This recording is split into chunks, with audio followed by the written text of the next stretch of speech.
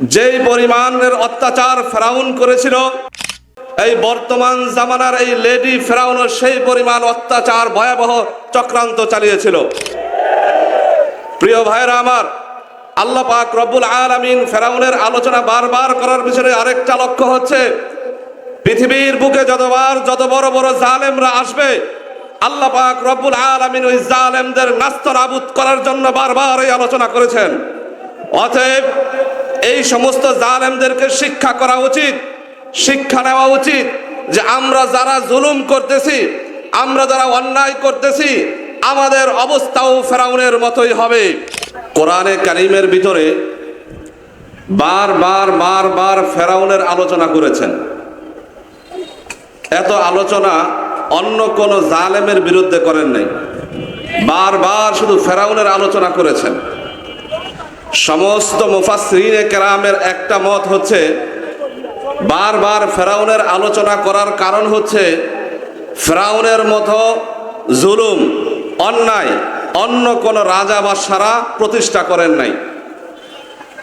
বাংলাদেশের ভিতরে এমন এক স্বৈরাচার ফ্যাসিস্ট ছিল, যে স্বৈরাচারের অত্যাচার এই পরিমাণ বৃদ্ধি পেয়েছিল,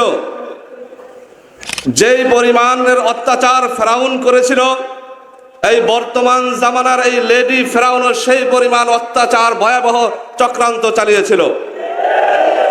প্রিয় ভাইরা আমার, আল্লাহ পাক রব্বুল আলামিন ফেরাউনের আলোচনা বারবার করার পিছনে আরেকটা লক্ষ্য হচ্ছে, পৃথিবীর বুকে যত বড় বড় জালেমরা আসবে, আল্লাহ পাক রব্বুল আলামিন ওই জালেমদের নাস্তানাবুদ করার জন্য বারবার এই আলোচনা করেছেন।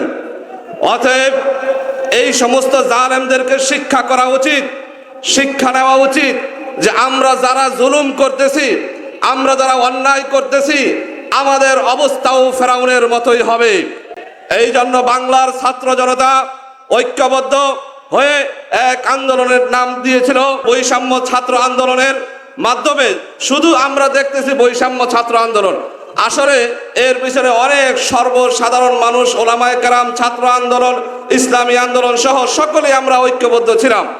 আল্লাহ পাক রব্বুল আলামিন সামান্য একটা আন্দোলনের মাধ্যমে এই ফ্যাসিস্ট সরকারকে, এই স্বৈরাচারকে বাংলাদেশ থেকে পতন করিয়েছে। এখন এই যে পতন হয়েছে, অন্য আরেক ফ্যাসিস্টরা রেডি হইতেছে দেশকে দখল করে খাওয়ার জন্য। অতএব এই বাংলার জমিনে আর কোন ফ্যাসিস্টকে আসতে দেওয়া হবে না ইনশাআল্লাহ। বাংলার জমিন এখন ইসলামের জমিনে পরিণত হবে ইনশাআল্লাহ। বাংলার জমিন পীর সাহেব চরমনাইয়ের নেতৃত্ব হবে ইনশাআল্লাহ। আগামী সরকার পীর সাহেব চরমনাইয়ের নেতৃত্বে গঠন হবে ইনশাআল্লাহ।